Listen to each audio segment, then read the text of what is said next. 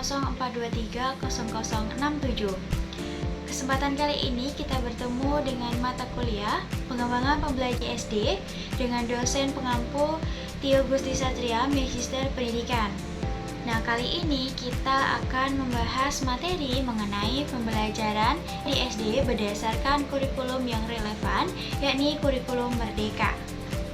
Apa saja pembahasannya? Mari kita simak bersama-sama.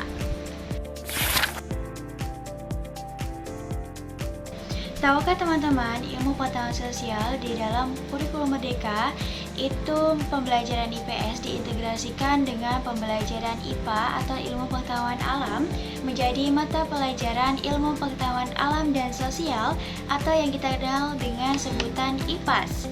Tujuannya agar para siswa SD atau sekolah dasar itu dapat memahami konsep-konsep dasar ilmu pengetahuan secara utuh. Nah, integrasi ini juga mendorong pembelajaran yang kontekstual dan juga relevan untuk kehidupan sehari-hari para peserta didiknya.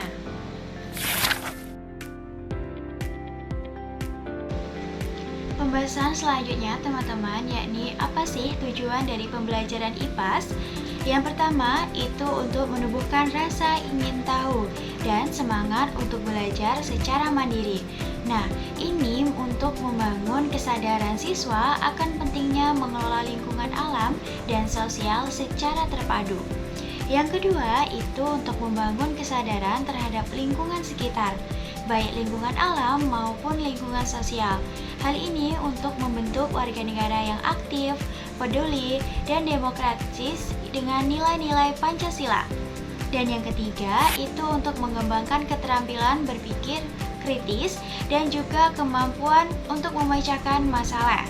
Nah, di sini untuk mengembangkan keterampilan berpikir kritis, kreatif, dan analisis terhadap fenomena manusia, masyarakat, dan juga lingkungan.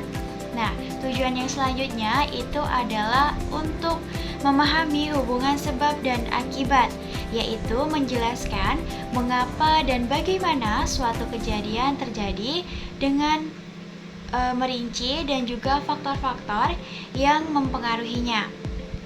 Itu bukan sekedar menyatakan fakta, tetapi juga disertai dengan penjelasan. Nah, proses ini untuk melibatkan identifikasi penyebab suatu fenomena, yaitu sebab, dan peristiwa atau dampak yang timbul darinya, yaitu akibat. Jadi di sini mempelajari tentang sebab dan akibat. Lalu, adakah keterampilan yang dikembangkan dalam IPAS di kurikulum Merdeka? Tentunya ada teman-teman. Yang pertama itu keterampilan untuk berpikir kritis. Nah, ini digunakan untuk siswanya supaya mampu dalam menganalisa informasi, menarik kesimpulan, dan juga mampu dalam memecahkan masalah secara terarah. Poin selanjutnya keterampilannya yaitu ada kreativitas. Nah, ini di sini digunakan untuk menghasilkan ide-ide baru yang digunakan untuk menghadapi tantangan yang akan datang. Selanjutnya ada gotong royong. Gotong royong di sini dimaksudkan agar para peserta didik itu mampu bekerja sama dalam memecahkan masalah secara berkelompok atau bersama-sama. Nah, selanjutnya keterampilannya yaitu ada berkebinekaan global. Jadi maksudnya di sini para peserta didik itu mampu menghargai dan juga memahami keberagaman lingkungan sosial dan juga budaya. Teman-teman, pembelajaran IPAS dalam implementasi kurikulum Merdeka ini merupakan langkah yang strategis untuk peningkatan kualitas pendidikan di Indonesia. Nah, pendekatan yang lebih fleksibel, relevan, serta kontekstual ini diharapkan peserta didik mampu dalam melakukan pengembangan keterampilan dan wawasan yang diperlukan untuk menjadi warga negara yang cerdas, berpikir aktif atau berpikir kreatif, kritis, dan juga mampu bertanggung jawab.